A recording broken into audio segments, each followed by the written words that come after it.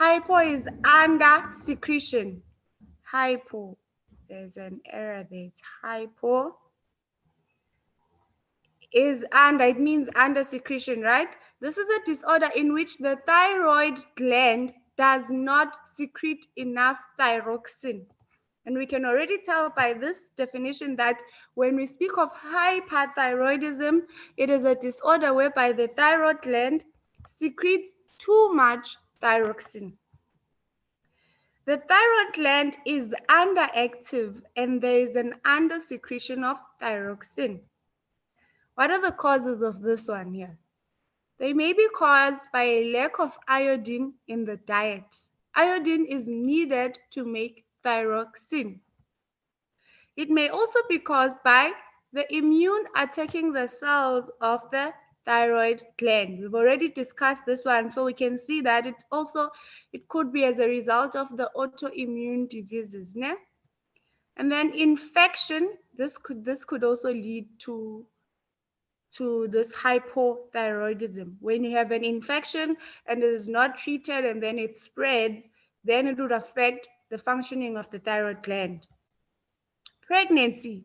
So when you are pregnant, you may suffer from hypothyroidism because your body is undergoing a lot of changes. So it might need a lot more of iodine. That is why pregnant women should have a specific diet that they adhere to, where they eat food rich in nutrients, and if probably they'll also get access to supplements so that they can supplement all of those nutrients that they may be lacking in their bodies, such as iodine. Genetic defects. It's genetic. It's transferred from generation to generation, so it's something not really known, but you got it from your previous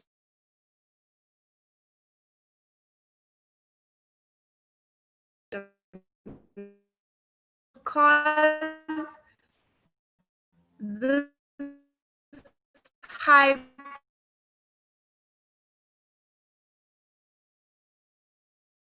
which would reduce the level of iodine in your blood. That could be a result of radiation. Radiation is also an effect when you're exposed to too much. Probably it could be the sun, when you're exposed to too much of those, or you work in an area with a high radiation, it could also affect. Stress is another cause of this. Stress is a cause of a lot of other diseases and disorders. So you see, as much as we take our physical health seriously, our mental health is just as important, because ultimately it would affect your, yes, Bob, we are talking about hypothyroidism. It would affect eventually your physical health. So you do need to take care of your mental health, because it will eventually affect even your physical health and all the other aspects of your life. So stress is often underlooked. It's often overlooked because why? You're thinking this is not most people don't take it seriously. Conditions such as stress or what is this? Depression, people don't usually take it seriously. So, and they fail to notice that it actually affects even your physical health. And it could also be caused by the undersecretion of the thyroid stimulating hormone by the pituitary gland. So the problem here would be the secretion of the TSH by the pituitary gland. So these are the various causes. So if you have if you have hypothyroidism, this could be one of the causes. What are the symptoms of hypothyroidism? Hypothyroidism affects all organs and processes in the body. All. Do you understand here? All. Both physical problems such as weight gain. You could be gaining too much weight because of hypothyroidism. Fatigue, where you are constantly tired. Even if you didn't do much, you are just so tired all the time. Sensitivity to cold. Yeah, you're feeling cold to extreme levels. Constipation is also one of the symptoms. Sluggishness. Sluggishness, man, sluggishness. Sorry, this is when it's related very much to fatigue. But here you lack energy. You can't even sit up straight, stand up straight. You can't get to do things and finish them. And mental problems such as slow thought process and poor memory. There we go again. You could also have mental problems. So you see how serious this is, where you'd have slow thought process and poor memory. And you'd be surprised because you are probably maybe an upbeat person who has, who always has things under control. And then all of a sudden, now you are starting to be losing your memory all the time. Then you can't think quick. These are also some of the problems. Features. People with hypothyroidism may develop puffy eyes, thickened lips, a depressed nose. So this is how you probably see. Maybe let's say you are a doctor now and your patient has hypothyroidism and you're not sure yet. To diagnose, you may be able to see these features on that patient. Puffy eyes, thickened lips, a depressed nose, and coarse, dull, thinning hair. So this is what you can also notice from yourself to see if maybe you are suffering from hypothyroidism. Severe hypothyroidism in babies would result in cretinism. What is cretinism? This is a condition of severely stunted physical and mental development due to untreated hypothyroidism. Oh, that's a repetition there. Due to untreated, so you'd have stunted physical and mental development. Stunted means that you are not growing optimally, right? So this might also in a way have an effect with the growth hormone. It might have an effect with the growth hormone, because the growth hormone is the one responsible for physical development, right? So here you can't grow as you should for kids, for children or babies who have hypothyroidism. And that could be result, like we mentioned, in pregnancy. If the mother has hypothyroidism and doesn't take enough nutrients or even the supplements needed to get that iodine, then it could affect even the baby. So it would be passed on to the baby now, because then the baby would be stunted, and then you wonder why your baby is some deformities. It's because of this hypothyroidism. What it's called in babies is cretinism. Severe hypothyroidism in adults can lead to a deteriorated mental state called myxoedema. Myxoedema in adults, you see, they call it's a deteriorated mental state. So you'd be, your mental state, like where we mentioned, one day you are functioning properly, it would occur over time, of course, ne? It won't just happen overnight. But suddenly you are now losing your mental capabilities. Thereby now you're probably too forgetful. And people would often think you're losing your mind now, you're going crazy, things like that. It's because of this. So one small problem, imagine iodine, just a lack of iodine could lead to such severe cases, which could also lead to coma and death. That's how serious this is. This is a untreated iodine deficiency causes the thyroid gland to enlarge over time. And an enlarged thyroid gland is called a goiter. Goiter. There, you see here, this is enlarged. Imagine the area by your neck there, because that is where the thyroid gland is situated. So that part there would enlarge, and you'd see it like this. So this would be now a case whereby you have left this hypothyroidism untreated for a very, very, very long time, which would end up leading then to you developing this. By this time, you probably already have shown all the other symptoms, and it's now very, very severe when you get to the stage. Any questions? I hope you are taking note of such keywords, right? because they'll be part of your tests when we do the, what's this? The Kahoots, but not today. We'll do the Kahoots, I think, on Friday. Hypothyroidism can be treated with what? I'm sure you could have guessed this one, right? It could be treated with iodine replacements if iodine deficiency is the cause. We've already said that there are many causes. Remember, one of them could be because you are lacking iodine, just that in your diet, probably. It's difficult if it's a genetic disorder. You got it through a genetic disorder, or if you got it through an autoimmune disease, then that would be difficult. But if you got it through iodine deficiency in your diet, then you can treat it with iodine replacements. You can take supplements which will give you enough iodine, or eat foods which are rich in iodine to make sure you treat this. If iodine deficiency is not the cause, hypothyroidism can be treated with thyroxine replacement medicines. You see here, with the thyroxine replacement medicines. So this is, remember, thyroxine is the hormone here. So this would be hormone replacement medicines. The same way, if your body is not producing enough insulin, you would take insulin replacement medicines, right? You take insulin shots. So it's the same concept here, to supplement for the missing thyroxine in your body.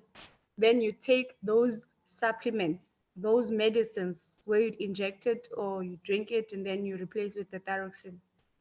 People with hypothyroidism have to take thyroid medication all their life. Same way when we discussed the diabetes yesterday, people with type 1 diabetes would have to take insulin medicines all their lives. So this is a similar concept over here. So you can clearly tell here that if the problem is because of the body itself, this one here, if iodine deficiency is not the cause, so if all the other causes, like we've mentioned, probably genetic, you got it from genetic disorders or autoimmune diseases. If those are the causes, it's because that's something beyond your control, right? You probably had it even whilst you were still a baby as a result of these. Then you take the thyroxine replacement medicines. Same way when a type 1 diabetic person, they get that through other ways. It's like it's natural ways whereby you got that type of diabetes, and it's not due to your diet. Then they would need to take insulin all their lives. So I hope you understand the correlation here. If the problem is with the main hormone, then you would need to take that type of medicine to fix that all your life. But if the problem is due to that factor, in this case here, it's iodine. With diabetes, the factor was glucose or too much sugar. Then you treat it that way, by treating that main factor, that problem. People with hypothyroidism can lead normal, healthy lives if they have the medical care to help them to manage their thyroxine levels. Working closely with a medical doctor to get the correct type and dosage of thyroxine replacement medicine is key to living a healthy life with hypothyroidism. So when you've got such conditions, there is absolutely no way you can lead a successful life if you don't consult with medical personnel, because they know better and they'd be able to monitor your levels of thyroxine in your blood continuously, and they'd be able to give you the precise prescription you would need at a particular time. But as we've stated here, if you are treating it, the key to all of these disorders is treating and managing it. If it can't completely be healed, you will need to learn to manage it, and you will be able to lead a normal life, because you would have deduced that the problem is because of either thyroxine or it's because of iodine. Then you found the key to the problem or the root of the problem, then you find ways of treating the problem. Now we are discussing people with hyperthyroidism. Hyper is over secretion of thyroxine. This here now, in this case now, this is the reverse. In the previous one, the thyroid gland wasn't secreting enough thyroxine. Now it's secreting too much thyroxine, meaning now there would be a high levels of iodine in your body. Hyperthyroidism may be caused by the immune system attacking the thyroid gland, non-cancerous growths on the thyroid, or other causes that are not yet fully understood. What you can note here is that I think, guys, by now, let me give you a trick. If I pray and I hope and I encourage you to study and study and study and always be ready for your tests. Ne? But should it ever happen that you have forgotten what might be the cause of a certain disorder of the endocrine system, as you can clearly see here, the immune system attacking its own gland seems to always be one of the causes of these disorders. So if all else fails and you have forgotten all others, write down that the immune system it's when whatever has caused that disorder is due to the immune system attacking that particular gland. Because we've discussed it with diabetes and hypothyroidism and now hyper. The autoimmune disease is always one of the reasons for causing this. We may not know if it's the main, but it's possibly one of the main reasons for that disorder. Ne? So I've given you that if you've ever forgotten all the others, autoimmune attacking or autoimmune would be your go-to answer. But now, the difference here is this non-cancerous growths. With a lot of these others that we've discussed, especially diabetes, they could be caused by cancer. These are those that would be cancerous growth. But with hyperthyroidism, it is caused by non-cancerous growth on the thyroid. Because then, even though it's non-cancerous, it would cause what? A lump, no? So there'd be a ball of cells growing on the thyroid gland, thereby affecting the functioning of this thyroid gland. So although that cell or those ball of cells won't be cancerous, but because of their presence on the thyroid gland, they could affect the functioning of the thyroid gland. Yes, Bob, the benign tumor. So you can just call it that. The causes, you could just say non-cancerous growth or benign tumor, because that they mean the same thing. So yes, you can write that one. You are very correct, Bob. So that could be because of the mere presence that they are there. You can imagine the whole functioning of the thyroid is dependent on the structure. The whole functioning of anything actually is always dependent on the structure. Things are built in a certain way because of the function they will serve. A cup is hollow and built in that structure because it is meant to contain probably tea or any form of liquid. You understand? And then a ruler is structured the way it is structured because you need it to underline or draw straight lines or measure things in a straight manner. So form fits function. Now, when you put this benign tumor here, this non-cancerous tumor, it would then affect the form of the gland, which will eventually affect the functioning of that gland. Would you be able to hear by their voice? What do you mean, like by their voice, if they have hypo or hyperthyroidism? I'm guessing you're asking because it is situated so close to the throat. Is that your reason, ne?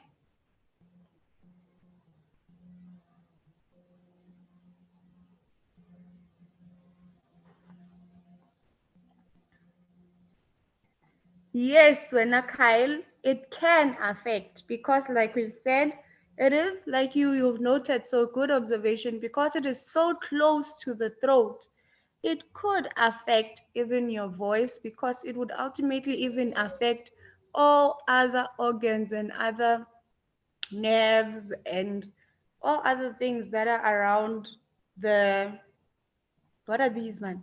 That are around your throat. As long as all the area, everything in that area of the thyroid would in one way or the other be affected. I don't know, let me try go back to this one slide. It stated that when you have any one of these two, all your body would be affected. Let me quickly go back to that one. Oh, this was hypo. It affects all organs and processes there. But with this one, it would affect probably the ones closest to this thyroid gland.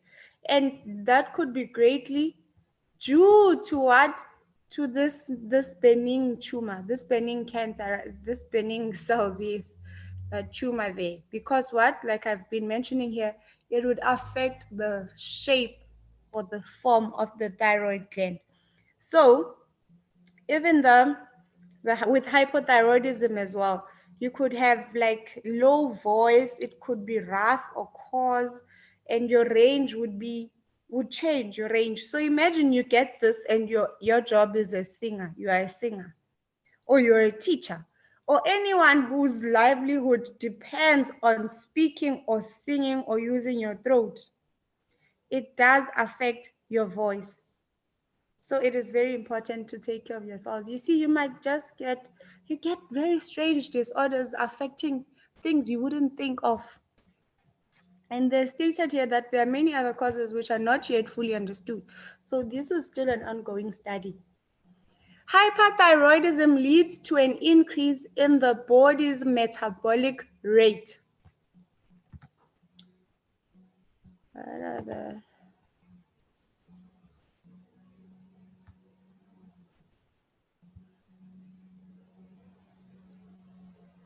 It affects lead to an increase in the body's metabolic rate. This can cause what? Sudden weight loss. Why? Because now when your metabolism rate is like so high, it's so fast, super fast, then that could also lead to weight loss. You need to remember that with people who have a fast metabolism rate, they don't gain weight easily, right? Because the body processes the food quickly. Very quickly. The body would process the food very fast. But now, when it's processing the food extremely fast, then you wouldn't even be able to gain to gain enough nutrients that you need, ne?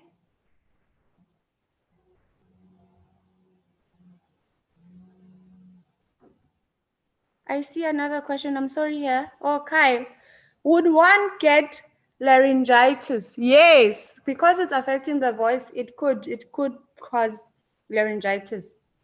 Kakasi FM 99.5. One of the broadcaster has this condition. One of the broadcaster has the hyperthyroidism. Oh, interesting. And then, do you know how they are managing it? How do they treat it? Can they are able to manage it and treat it and still be able to do their job? Kakasi FM.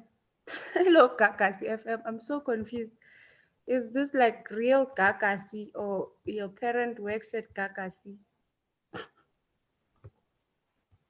But it would be interesting to know. Please tell us more about the broadcaster and how they're able to continue their job in this particular field with this condition. Ne? So please do come back to us and tell us.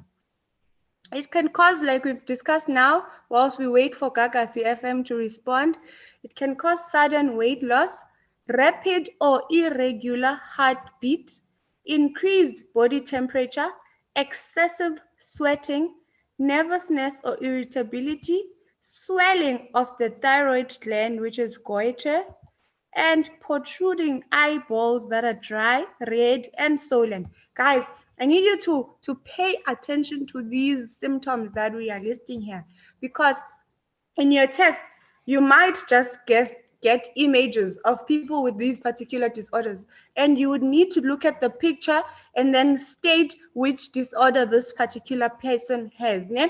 So pay attention to these images here, so that when you get that test, you are able to note those, to diagnose a person just from looking at the images, because that is a high possibility as you do your tests and exams.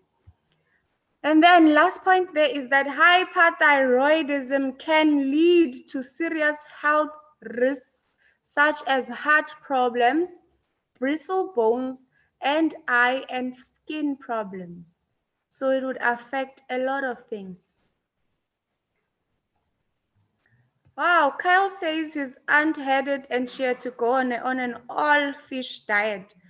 Only all-fish diet. What are other foods that she would eat?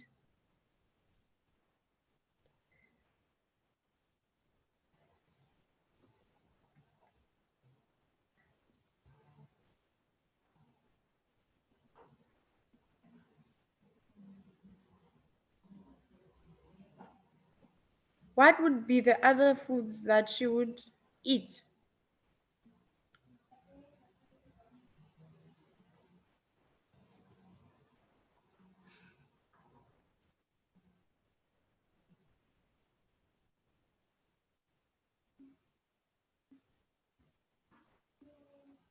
Oh, okay. She had other vegetables, but fish was the main source of protein.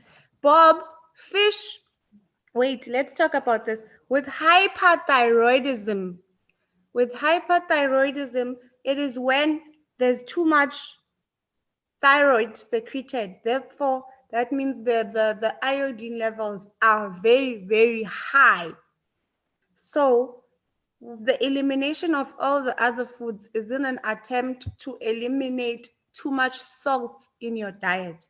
That's why you'd eat the fish at least then, because there's not too much salt there. But like Michelin has said, you have your omega-3 and your omega-6, and then you can be able to treat this. You remember that hyperthyroidism happens when there's too much thyroid hormone in the body, and that condition there is resulted from that, right?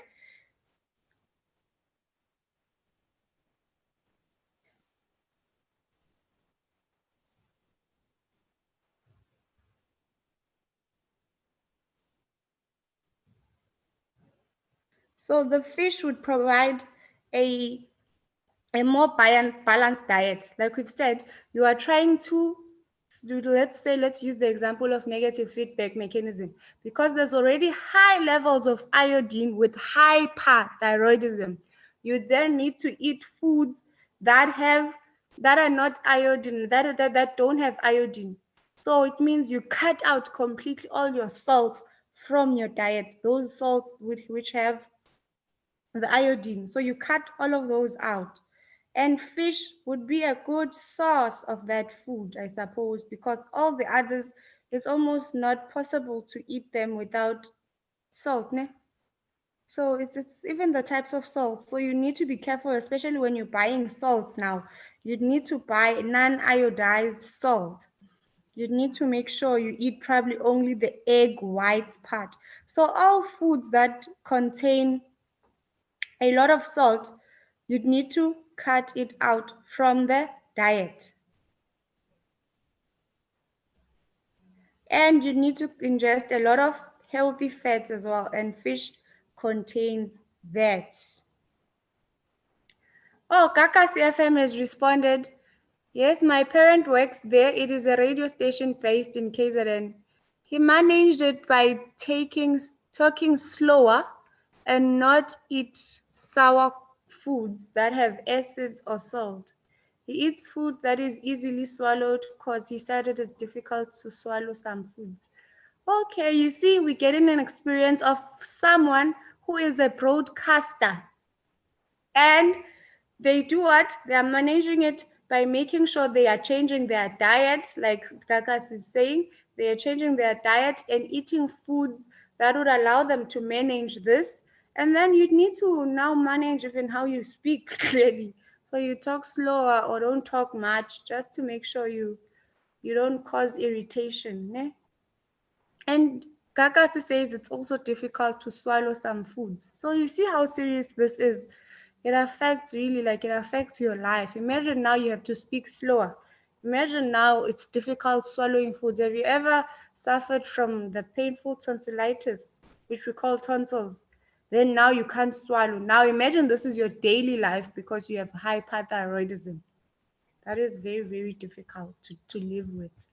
But it is possible to live with it because there's a typical example. The people from Kyle's uncle and Gaga's broadcaster. Treatment. What is the treatment? It can be treated with radioactive iodine, which is taken as an oral medication. The radioactive iodine causes the thyroid gland to shrink and slow down thyroxine production. This may lead to the person developing hypothyroidism and having to take thyroxine replacement medicine. So you see here, this is one way to treat it, like we are saying. The radioactive iodine, what would it do? It would cause the thyroid gland to shrink because you want to now take it back to its original shape, right? So that it doesn't affect all the other organs around it. So there's the radioactive iodine to shrink the thyroid gland. But now too much of this radioactive iodine could eventually lead to hypothyroidism. So imagine you are trying to treat hyperthyroidism by taking the radioactive iodine. Then it would shrink the thyroid gland and it would slow down the thyroxine production. But if it's too much, it might lower the thyroxine production to levels where it would now cause this person to have hypothyroidism and then would have to take thyroxine replacement medicine. So you see, this one is like, it sounds like it's very, very difficult to manage and keep on bay because you're trying to do one thing and you'd be actually causing yourself another disorder. But yes, this is one way. So it means you can treat this, and possibly by treating it, you might be causing hypothyroidism.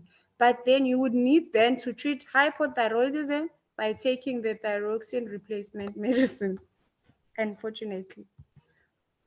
Other medication may be used, or a large part of the thyroid gland may be removed by surgery. So here they would need to really be sure before the surgery so that they don't remove important parts of that thyroid gland which are needed for the crucial functioning of that gland. So here you'd really, like we said, you'd need to consult with your doctor. People with hyperthyroidism can lead normal, healthy lives if they get the correct medical treatment. It is important to get a medical doctor to identify the cause of the hyperthyroidism and to work out the correct treatment, whether it is surgery or medication. So it's very important. If you understand the cause of this disorder, you'll be able to treat it. If you understand the cause of absolutely anything, chances are you will be able to treat it. You don't just treat something because you're seeing symptoms. You need to find the cause of the root problem so you can treat it from the root. You can't just be treating symptoms. When you have a headache and you're drinking pills, this is you treating the symptom of the pain. But if you have probably frequent headaches, you would then need to find out what is the root cause of these headaches and rather treat the root cause. Same here. You'd see a person with fatigue, with stress, the sluggishness, the protruding eyes, and all that. What would you need to treat? You would need to treat the core problem here to be able to deal with it effectively. Understood? Think we'll end it off here today. Any more questions, guys? We've got time. Tomorrow we're discussing dwarfism and gigantism. Tomorrow is Friday. No, let me continue. Ne?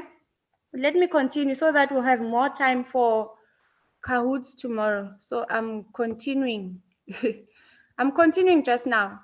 Eugene will tell us, I think we finish at 1:45, but he'll let us know. Then, yeah, we'll have more time for Kahoots tomorrow. So next up is what? Dwarfism and gigantism. These words, you know this, ne? You're familiar with this, the dwarfism. You'd see people being very, very short, ne? Lisa Kanya is going to school tomorrow. So unfortunately, Lisa, we will definitely miss you. Please, whenever you get a chance, do log in. Dwarfism and gigantism. These are related to the secretion of the growth hormone by the pituitary gland. So we see here, these two are related to growth, as you can clearly see. So we know that this is because of the growth hormone, which is secreted by the pituitary gland. So dwarfism refers to conditions in which a child's growth rate is abnormally slow. When the growth rate is abnormally slow, like so slow, then it could be because of it could result in dwarfism. There are different types of dwarfism with different causes. So just because you see someone with dwarfism doesn't mean it's because it's related to the disorders of the endocrine. Others are not related to the endocrine at all. So it might be a result of other things. So you can't just assume when you see someone with dwarfism and then you assume that, ne? There is what we call the pituitary dwarfism. This one here is because of the disorder of the endocrine system. Yeah? What is wrong here? This one is related to an endocrine disorder, which is the pituitary. So there'd be a problem with the pituitary and how it excretes this growth hormone. In pituitary dwarfism, children grow very slow or may even stop growing altogether due to under-secretion of the growth hormone by the pituitary gland. So dwarfism is a result of under-secretion. So it would be hypo-secretion of the growth hormone by the pituitary gland. Another name for this disorder would be growth hormone deficiency. So whenever we speak of pituitary dwarfism, we are speaking of growth hormone deficiency. Know these two terms, you can use them interchangeably, or sometimes they may ask you using this one term, you need to know they are both talking about the same thing. Pituitary dwarfism is the same as growth hormone deficiency. So you can use the terms interchangeably. Children with growth hormone deficiency are much shorter than other children of the same age. They have normal body proportions and are also of normal intelligence. So the only problem here would be the hormone, the growth hormone secretion. But your proportions, your body proportions are still fairly normal. They are normal. The same way a normal person without this disorder would be equally, the body would be proportional in form. This one as well would be proportional. The only problem that is that you'd be much shorter compared to your peers.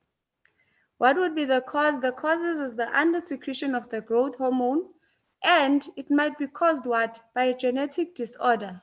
So genes might be a cause of this. It might be because of a damage to the pituitary gland or because of poor nutrition or stress. So it's very important that even whilst the parent is still pregnant, they take care of their health and they eat a balanced diet, because what the mother eats, the baby also gets. But if the mother is not eating certain foods that are required, certain nutrients that are required for the baby's development and growth, then the baby is not receiving them, and that might affect it. But it's also because of the damage to the pituitary gland. So if the pituitary gland is damaged somehow, that could also cause this. It might not secrete enough growth hormone.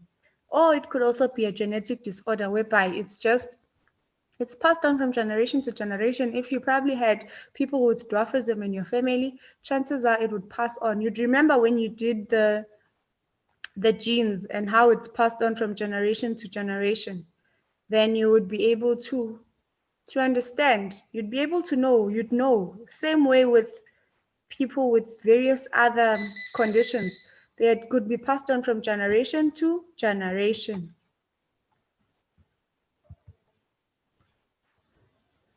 Then this is an example of Jyoti Amge from India.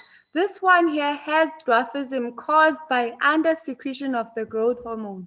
In this figure here alongside, she's being measured on her 18th birthday in December 2011. So do you see that girl there? She's 18 years old in the picture. It means by now she is way older than you guys because this was in 2011. But I'm sure a lot of you are 18 right there. You're 18 years old or 19 or 17. You, this year, would be your peer. You see, because of the growth hormone, she is growing up to be way, way shorter than normal. She measured only 61.95 centimeters, so not even 100 centimeters, which makes her the world's smallest woman.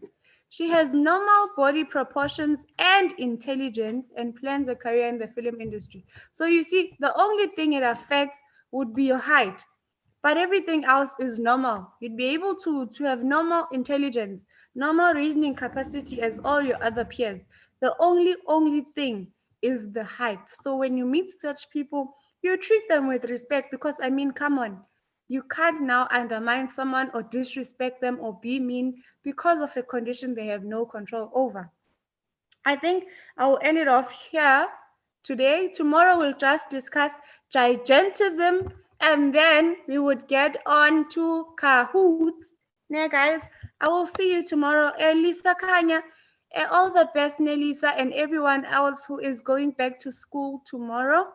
And then I see Gaga, I see Kyle and Bob. What are you saying? Are you all saying you are not going back? So there's no reopening on the 8th. Is this everyone who said same? You know this woman, Bob. You've seen her on TV or videos. Mikaelin is going back on Monday. And then I want to understand there with the, I see Gagas is saying they are not even going back on the 8th. And Kyle and Bob said same. So that means Gagas, Kyle and Bob, you are not going back to school on the 8th. Oh, okay. Okay, guys, all the best. Ne? We'll play Kahoots tomorrow after discussing gigantism. And then I guess it will be back to school for everyone else. But those who are not going to school or who are homeschooling, we will be here together. So Bob will still have you around. Great news, ne? I'm happy about that. But everyone else, guys, who's going back, please take care of yourselves. Please study hard. We will be having extra classes on Saturday, ne? For life sciences at 11. So please do join us on the Saturday. We will do extra classes every Saturday.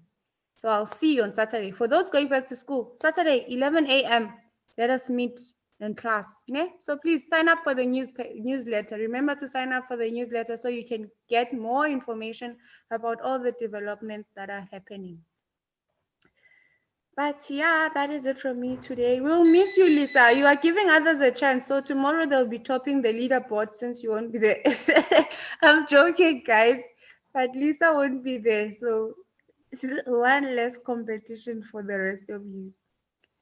If there's nothing else, I will see you tomorrow. Thank you and bye.